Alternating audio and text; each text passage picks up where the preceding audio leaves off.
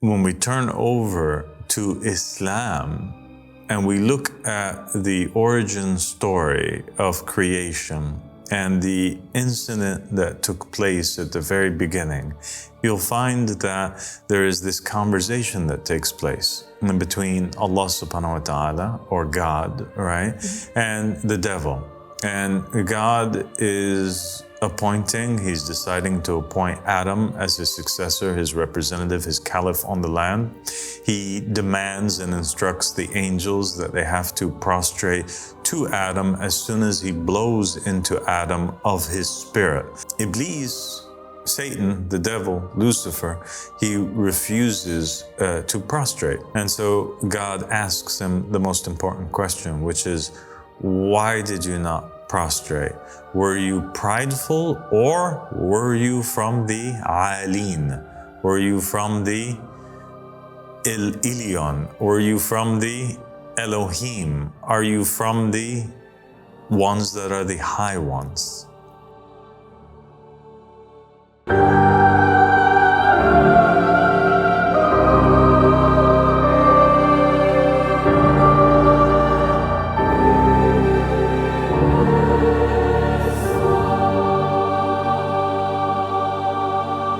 أعوذ بالله من الشيطان اللعين الرجيم بسم الله الرحمن الرحيم اللهم صل على محمد وآل محمد الأئمة والمهديين وسلم تسليما. Assalamu alaikum wa rahmatullahi wa barakatuh. My dear companion and sister Tiffany. Walaikum salam wa rahmatullahi wa barakatuh, dear father. Thank you for joining me again. Thank you so much for having me back here. It's been too long. It has. Thank you so much. It's an honor. I think a lot of the viewers have been wondering where you're at, and a lot of people actually, as far as I was told, have written in asking about you. And for those who didn't know, where have you been over this past period? Oh, I had a baby, so I've just been taking care of my baby. Oh, congratulations. Thank you so much. God bless you. So today, we're going to start off with a little bit of a heavy topic, a heavy episode to celebrate your return. The topic has to do with monotheism, actually. Okay. And it is this apparent contradiction that exists in the Abrahamic religions between monotheism and polytheism, hidden and sewn between the lines in the teachings of the religion. Now, in the apparent, right, the thing that distinguishes the three major Western traditions or religions from many of the other religions on the face of the planet is that it is very adamant about monotheism. Monotheism is the hallmark, it's the trademark, it's the logo, so to speak, of these religions. Yes. When people think about Judaism, they think about one God. When they think about Christianity, to a lesser degree, they think of one God because of the concept of the Trinity, right? But Christians themselves consider themselves to be monotheists. Yes. And in Islam, it is also, just like Judaism, very concentrated on this aspect of one God. And the most important, perhaps, surah of the Quran is Kullu Allahu Ahad. Allahu Samad, lam yalid wa lam yulad wa lam yakun lahu kufuwan ahad, right? Which is to say that God is one, right? And until the end of the verse, distinguishing this idea that the Almighty God is one in nature. He's not three. He doesn't have a father. He doesn't give birth. He is by himself. You know, it's the God of Abraham, Isaac, Jacob, and the rest of the prophets and the messengers. Versus some of the other religions that exist in the world, like, for example, Hinduism, you know, or some of the other Afro-Brazilian type religions, whether it's Macumba or Voodoo, or these religions that have a pantheon or a group of gods or spirits that are worshipped by, or deities that are worshipped by the followers or the adherents of these religions. But when we look a little bit closer at these religions, one becomes confused a little bit, and things begin to, the whole image of it being strictly monotheistic seemingly begins to fall apart.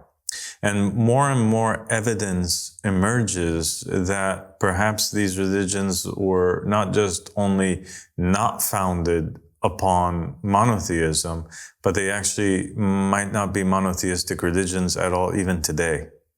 Okay. Yeah.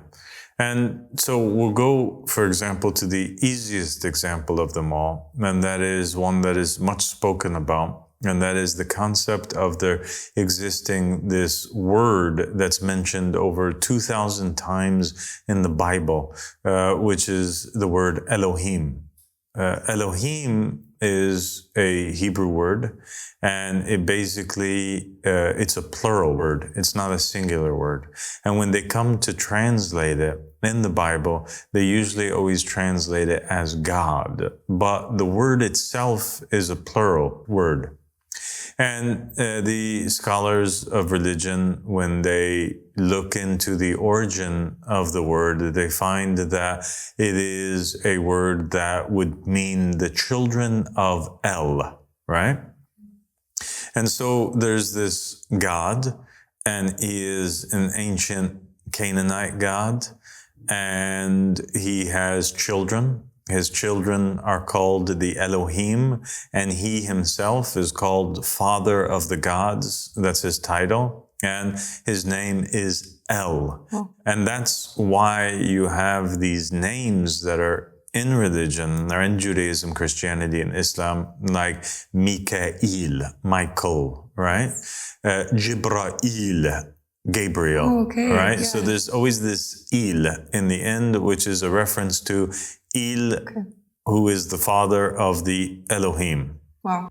Okay? That's really interesting. I mean, it's one of those examples of how you have to actually go back to the original language in order to actually understand the meaning. And when you read a translation, it can actually lead you astray.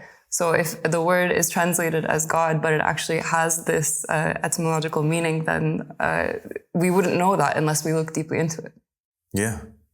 So it's incredible, but it's scary at the same time. And this is actually one of the reasons why a lot of scholars that study religion and study the Bible, they end up disbelieving in God altogether, or disbelieving in these religions, because they say, oh, okay, this is just another made-up religion that is actually polytheistic and you know, and this.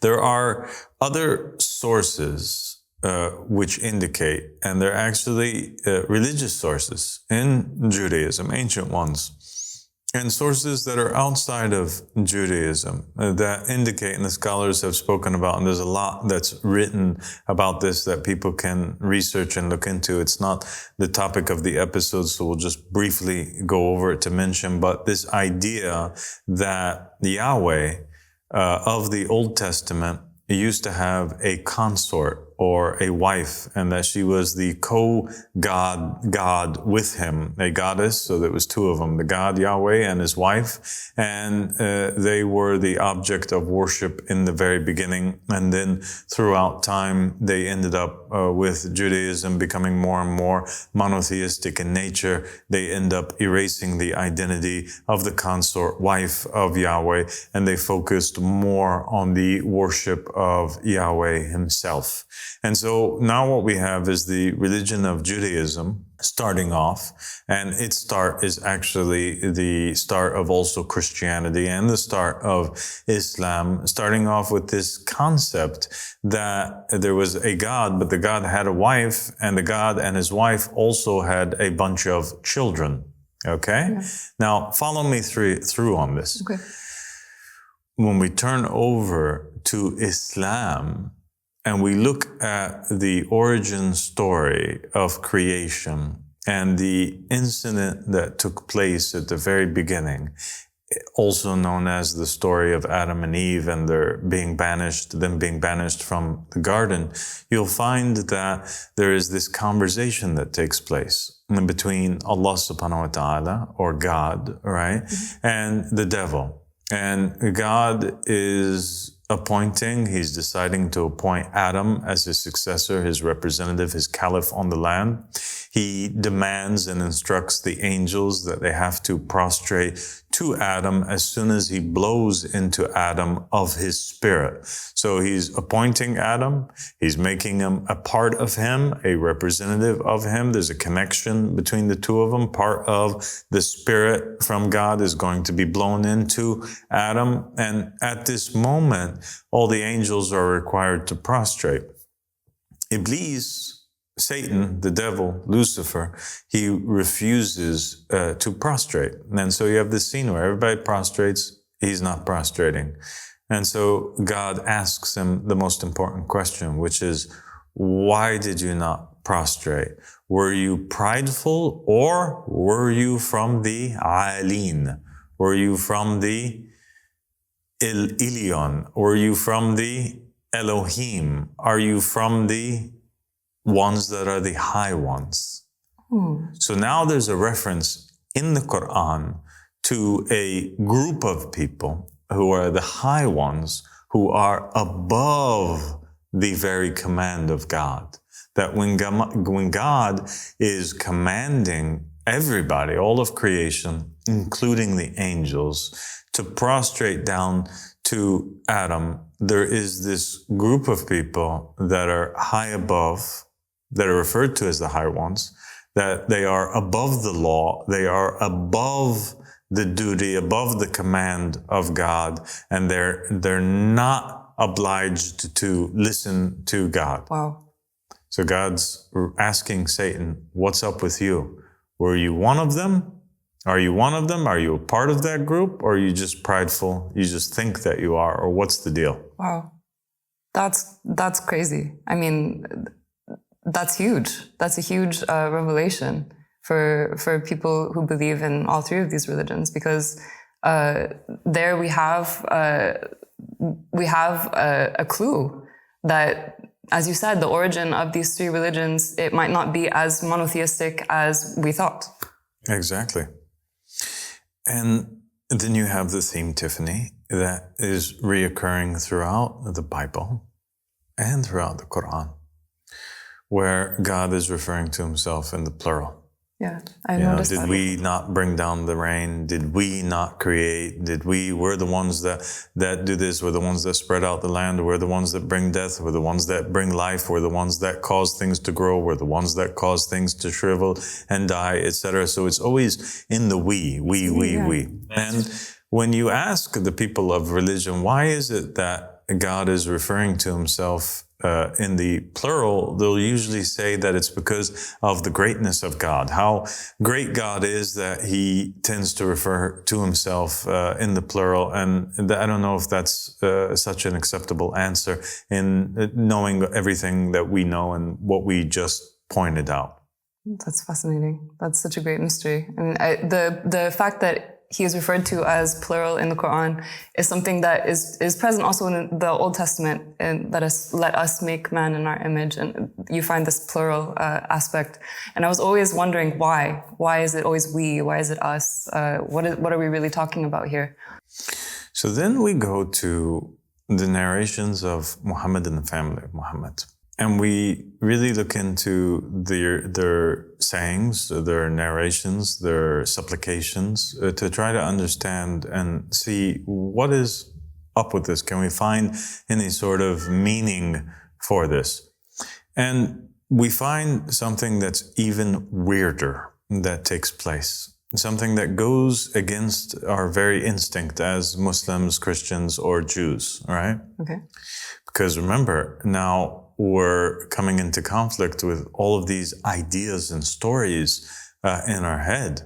When we think of Muhammad sallallahu alaihi wasallam, we think of him entering into the Kaaba and bashing all of the other idols, and telling people there's only one God, and telling people that the greatest sin that one can ever make is to be a mushrik, somebody who associates something else with Allah subhanahu wa ta'ala, a polytheist. God can forgive murder, he can forgive adultery, he can forgive rape, he can forgive any horrible crime, even if your crimes reach up to the heavens, but he can't forgive this thing of associating something with God, being a polytheist. But yet this is where we find ourselves investigating. Mm-hmm. And this is what we find that the origin of religion is from. And we have also Abraham, and we think of Abraham. And Abraham, that was his whole mission. He was disgusted by this idea that people would worship other gods. This multiplicity of gods was one that he rejected. Yeah, absolutely. So there can't be any other God but Allah. Yeah, it's confusing. Right? Yeah. But when we go into the narrations of Muhammad and the family of Muhammad, we find that there are actually some supplications. For example, in one narration, somebody asks one of the imams to teach him a special supplication. And he tells him to basically go into prostration and to say the following. And then a supplication is narrated, it's written in the books. And it says, for the Shia or the individual who is asking to say, O Lord of Lords, O King of Kings, O God of Gods. Okay. And so then that opened up a gigantic discussion between the scholars and the followers of the religion of Islam for the centuries to come. Okay. Some scholars would say, what does this mean?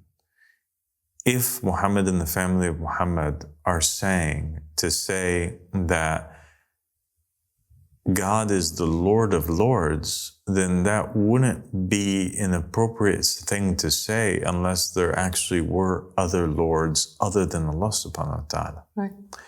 There must be other kings other than Allah subhanahu wa ta'ala. There must be other gods then other than Allah subhanahu wa ta'ala.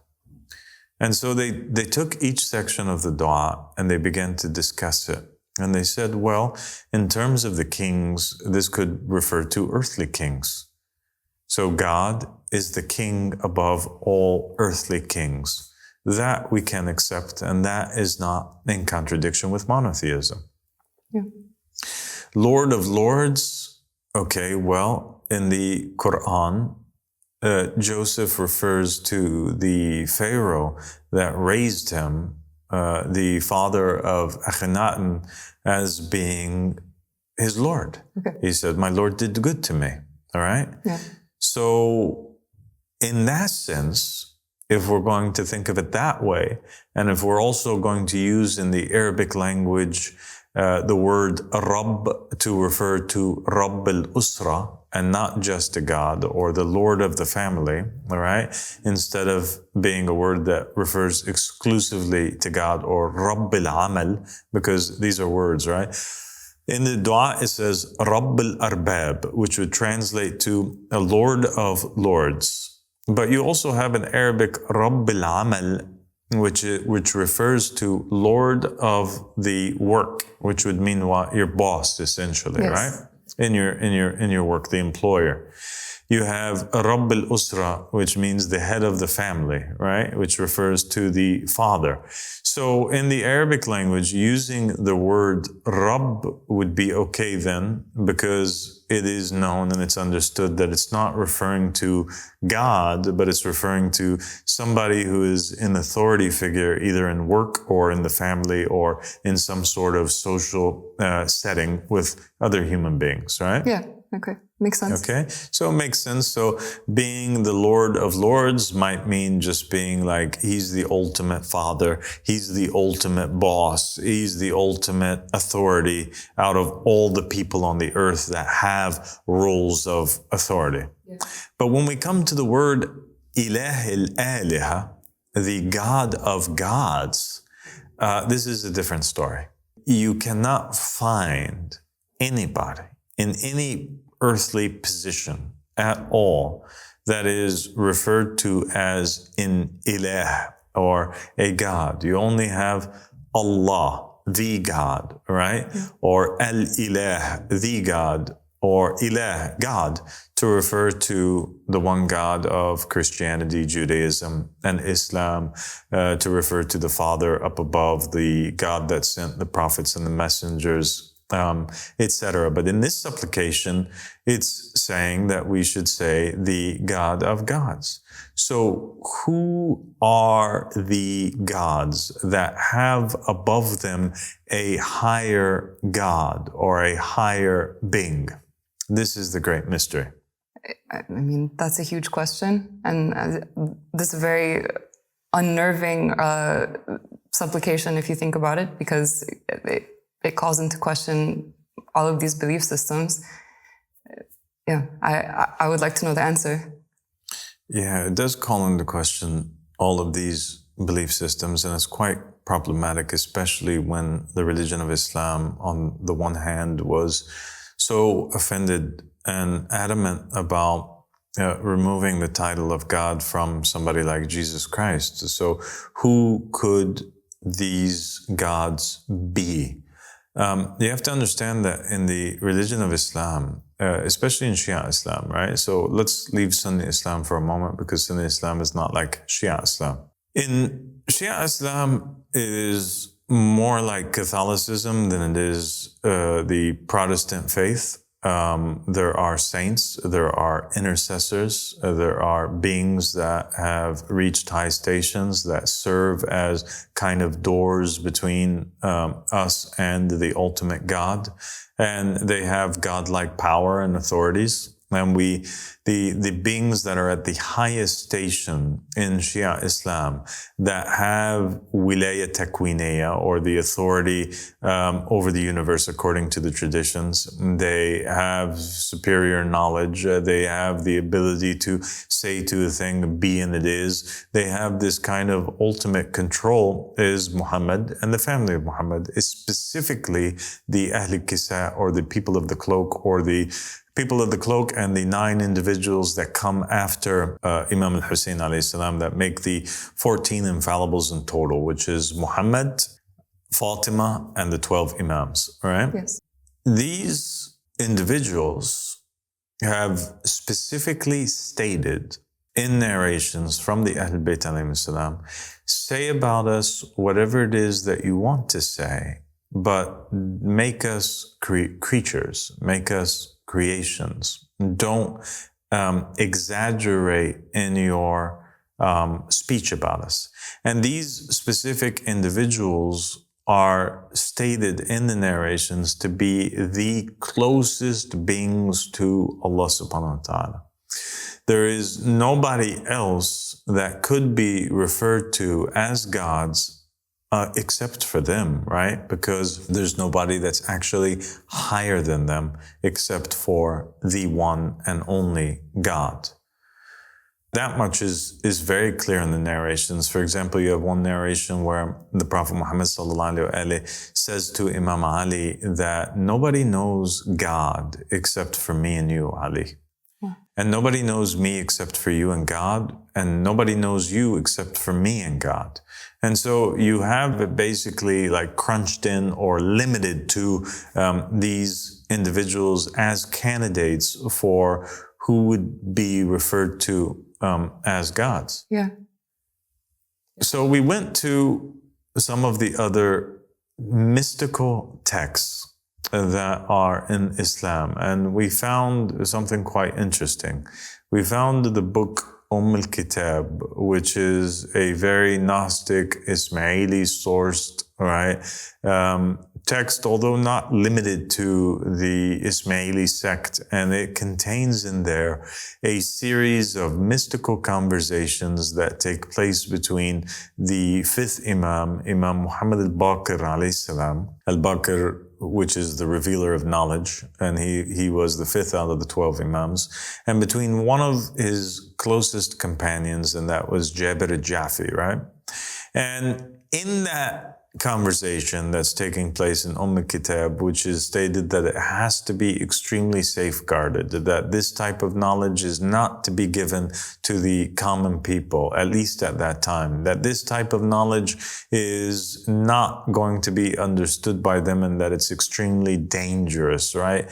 Because of the implications concerning it. It tells the story about how in the beginning of creation, there was this high king. He's referred to as the high king. Remember, just like El, all right, or Il, who was the father of the gods, all right, or the king of kings, or the Lord of lords. You have this character in the book, who is called the High King. He's specifically referenced as that. He's not referenced as Allah. Okay. Actually, in the manuscript, it is explained that the word Allah, the God, is referring to somebody else other than the High King. Wow. That the word Allah is actually referring to 5 individuals. And those are those initial 5 lights that were created in the image of the High King and created by the High King, right? Or the offspring of the High King. And that is Muhammad, Ali, Fatima, Al-Hassan, and Al-Hussein, alayhim salam. Okay, the people of the cloak. The people of the cloak. They're the ones that are referred to as Allah or the God. And the God is not referring to the High King. The High King is this power that is above even them. That's mind-blowing. It is mind-blowing. I just have to take a second for that to sink in. We have the High King, and then we have Allah, which is actually a 5-part copy of the High King. Mm-hmm. And that's really something. That's really amazing. So then it goes on to explain that there was this angel who was called Azazel. And Azazel was existing at that time, and he was tested. And the High King is the one who addresses Azazel, according to this narration, and tells him that he's decided that he's going to appoint somebody in the land. He's going to make a caliph in the land. Just like the Quranic narrative. Just like the Quran said. And the High King tells Azazel to prostrate to Adam. He refuses to prostrate to Adam. And then he's asked, why is it that you didn't prostrate?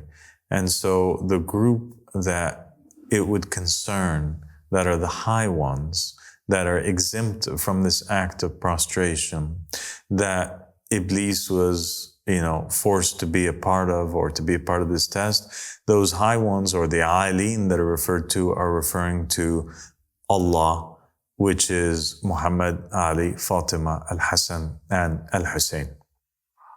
The script also states that Iblis struggled with the concept of monotheism itself, and that when he said the words Qul huwa Allahu ahad, right?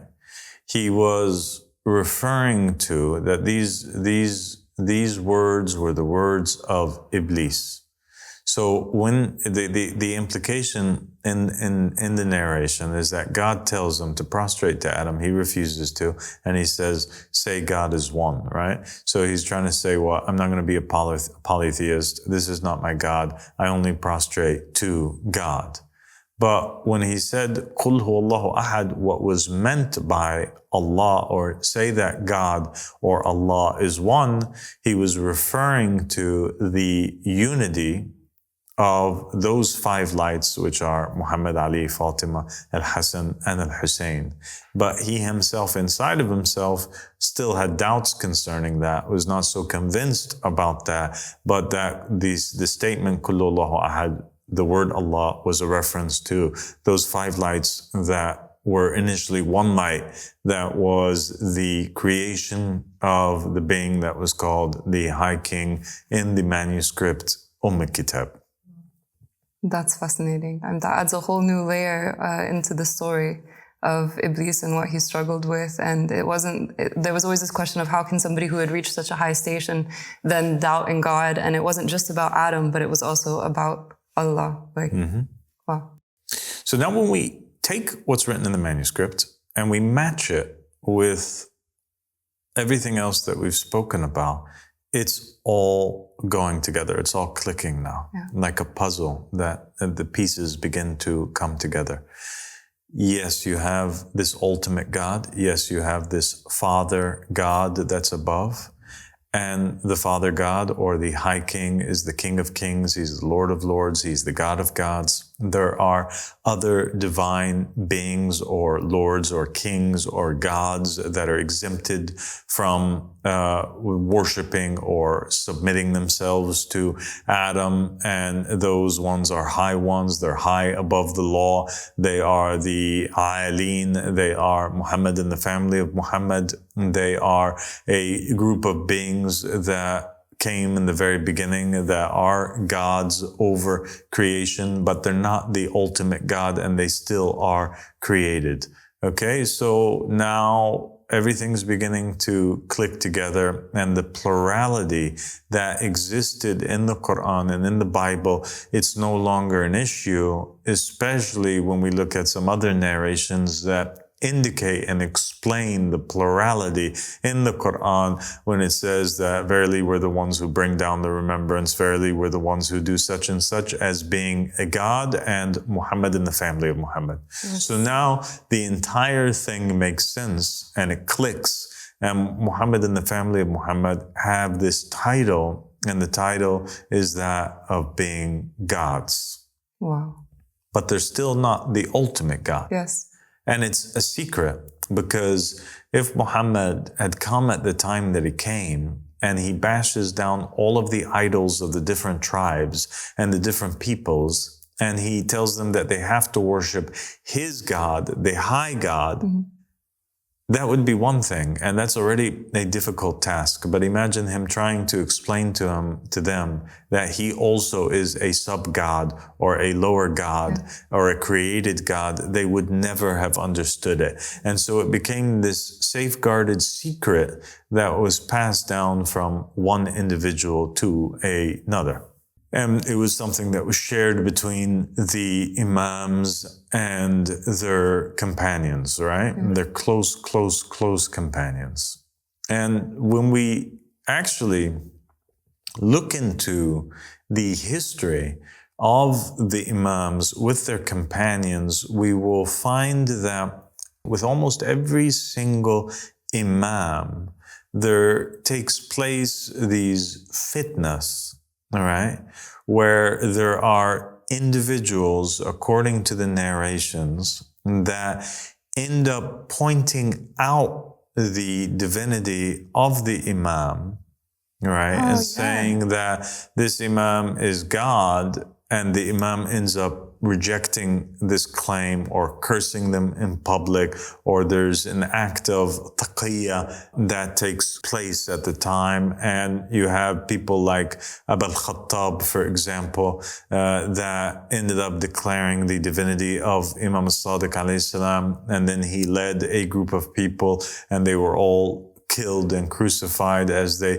engaged in an uprising in order to put Imam Al-Sadiq alayhi salam on the throne. And Imam Al-Sadiq alayhi salam curses them to the normal people, but there are also these other narrations that state that Abu al-Khattab was not cursed, and that actually he was Gabriel, right, the archangel in human form, and that he led 70 prophets and messengers with him. These Shia, they were the reincarnation of 70 prophets and messengers, and they all got crucified with him, and they were all prophets and messengers because they all recognized and reached the level where they knew God, and that means that they knew the reality of the Imam, they knew the reality of Imam Al-Sadiq alayhi salam, and identified him as God. The same thing happens with some narrations that have to do with Jabir and Imam al-Baqir alayhi salam, where basically essentially the same thing happens, and Jabir recognizes the divinity of Muhammad al-Baqir. You have characters like Abdullah ibn Saba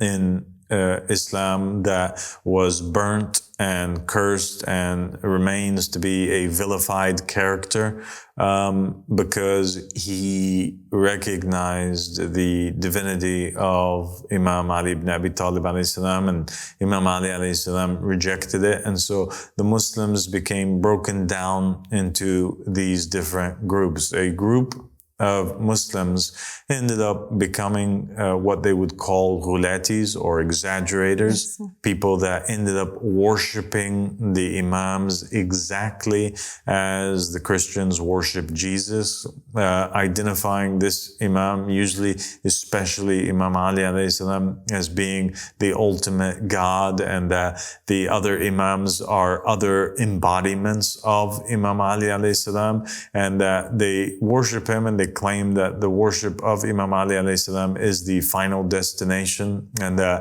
you cannot finish reincarnating or stop reincarnating on earth until you identify him as that.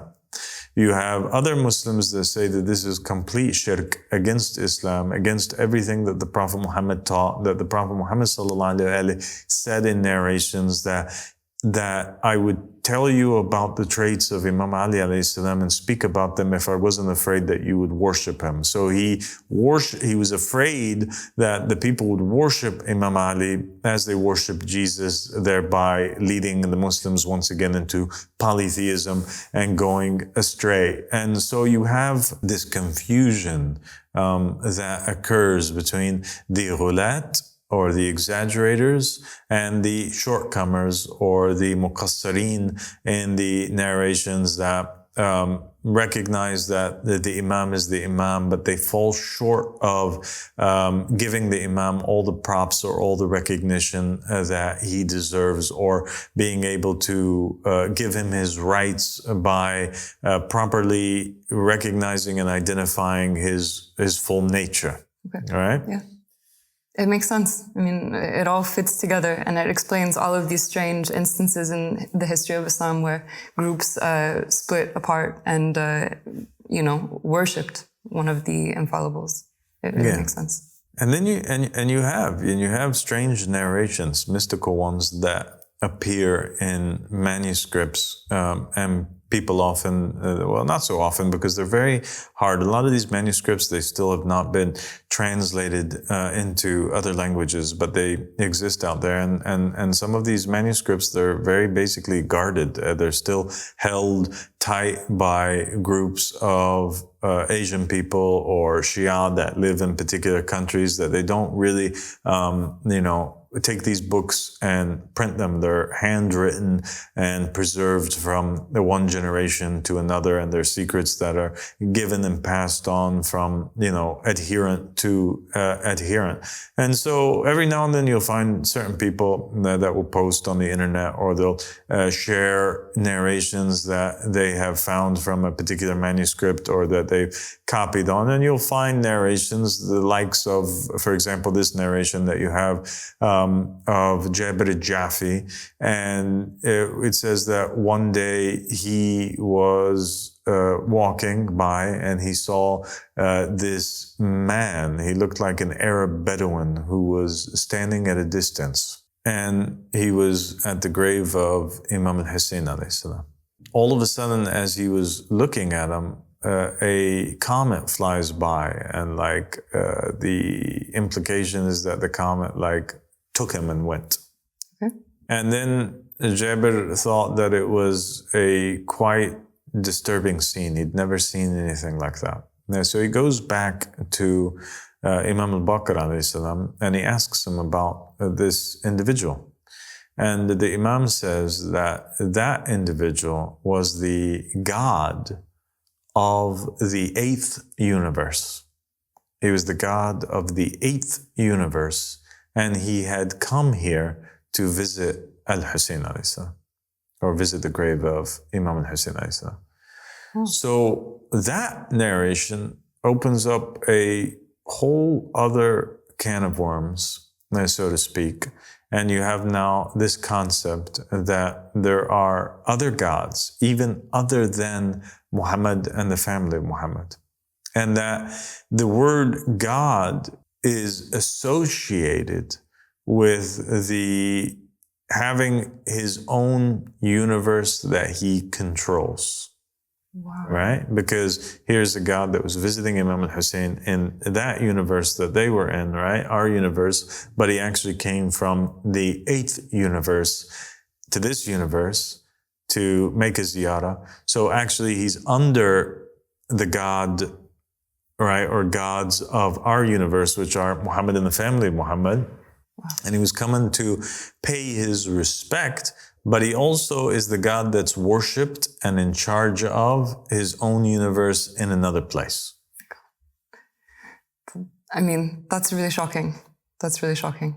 It is really shocking, but it kind of also makes sense when you dig and look into the narrations. You'll find that there are narrations that state that the gods that were worshipped, for example, in the Quran by the people of Noah, Ya'uq and these ones, and other narrations that state that Al-Lati wal-Uzza and these pre-Islamic pagan gods, they state that these idols, although they are idols, and although the idols that the people are worshiping are without power, and although the act of worshiping of these idols, right, that are made from sticks and stones and sometimes made from dates, is a blatant act of polytheism, right, that would lead the person into hellfire, that the origin of these gods, the narration states,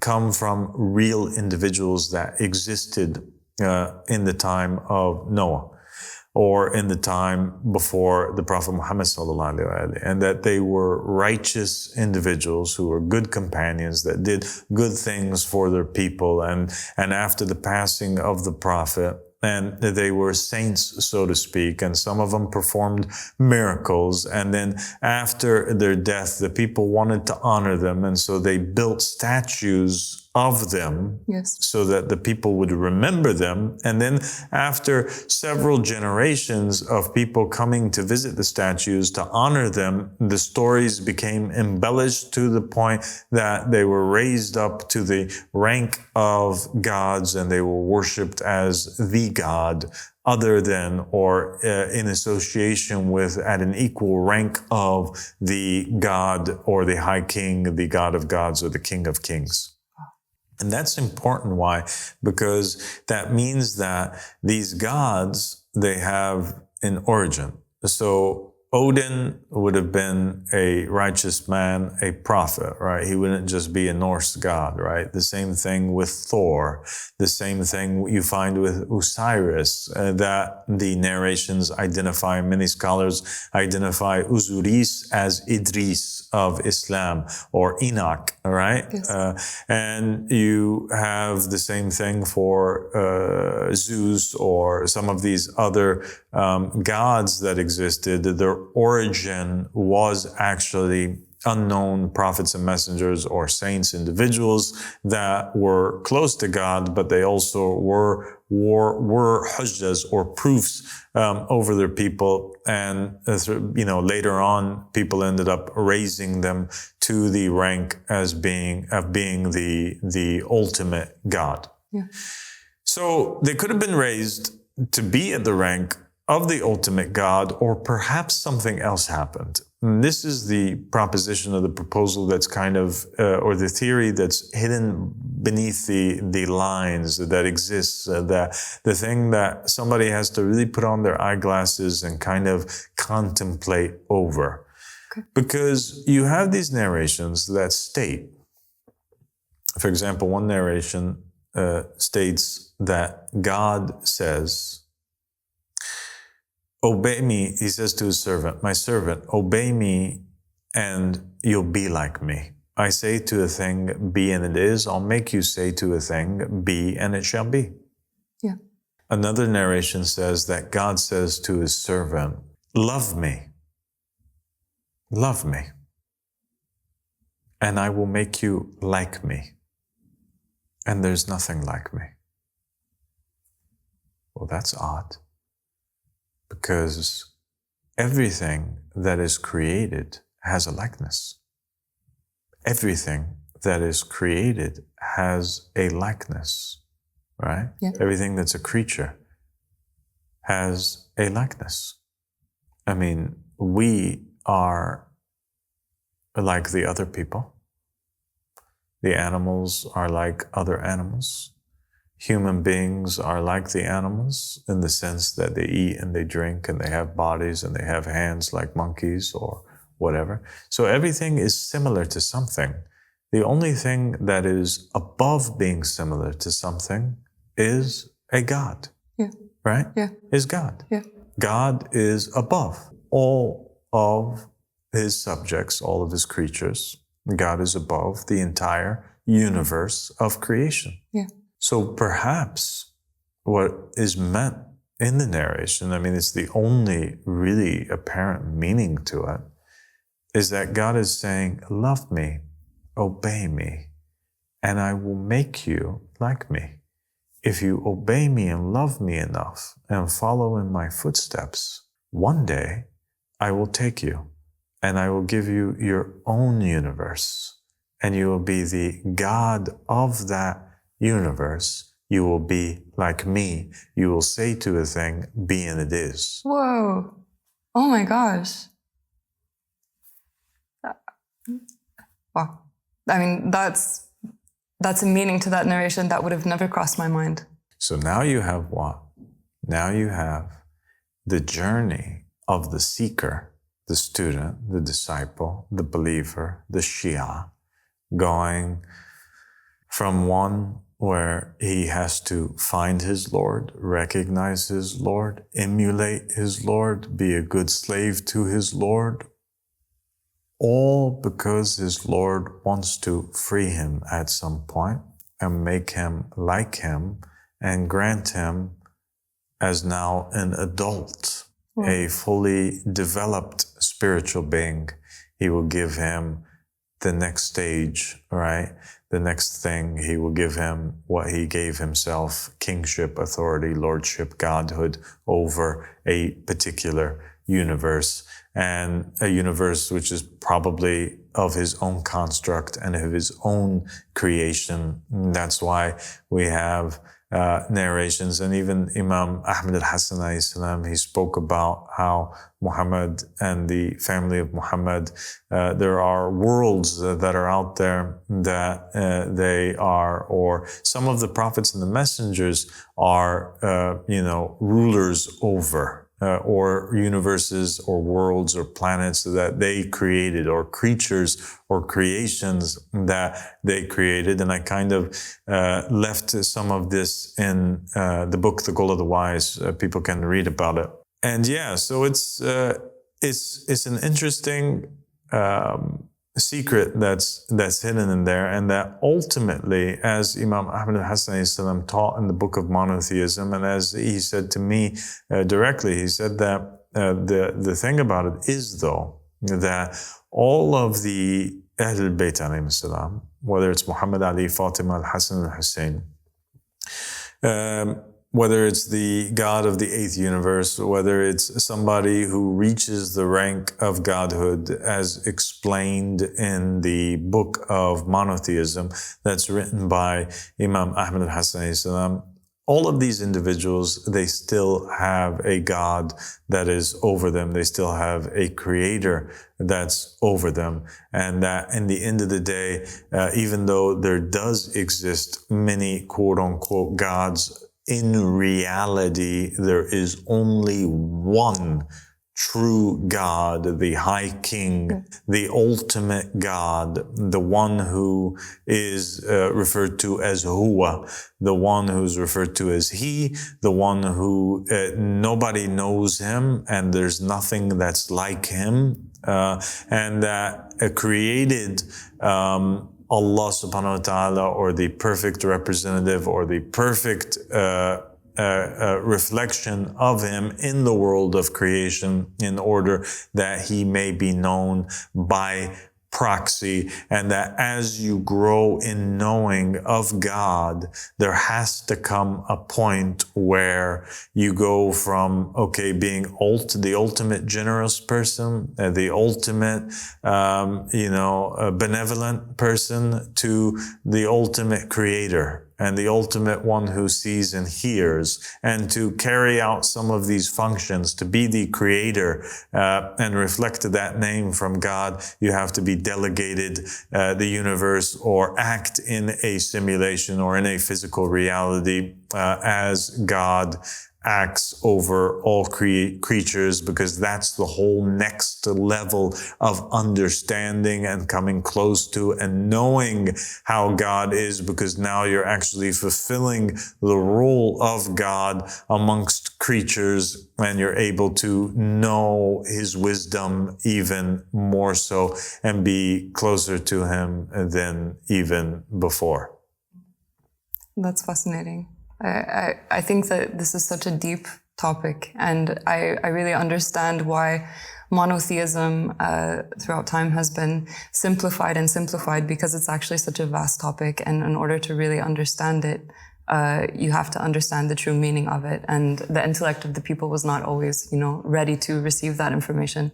But I just want to say thank you for taking me on this journey of exploring the true meaning of monotheism and the implications of that.